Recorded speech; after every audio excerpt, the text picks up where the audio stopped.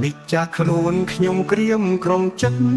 ដូចមេឃងងឹតអើព្រះស្មីបានកាត់មកហើយដេចក៏ខ្សែ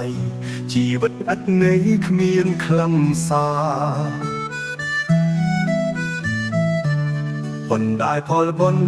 ពីអតីតមិនធ្លាប់ងងឹតប្រែភ្លឺបាត់ថ្ងៃនឹងដោយផលគុណ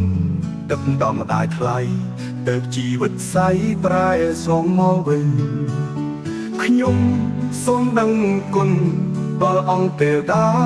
តែលោកមេត្តាប្រោព្រមរូបខ្ញុំគេចផុតទុកវិបត្តិធំឲ្យរស់ជួបជុំក្រុមគ្រួសារ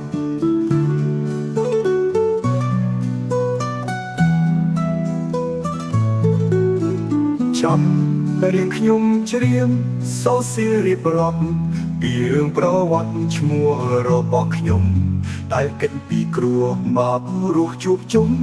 ស័យកងសួរខ្ញុំឪពុកតាឲ្យ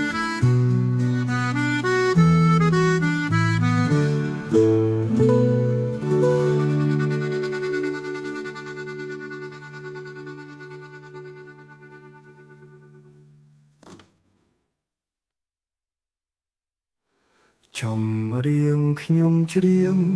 សូសៀងរៀបរាប់ពីរឿងប្រវត្តិឈ្មោះរបស់ខ្ញុំតែកិច្ចពីគ្រួមកគ្រោះជួបជុំស័យកងសួរខ្ញុំឪពុកដាឲ្យ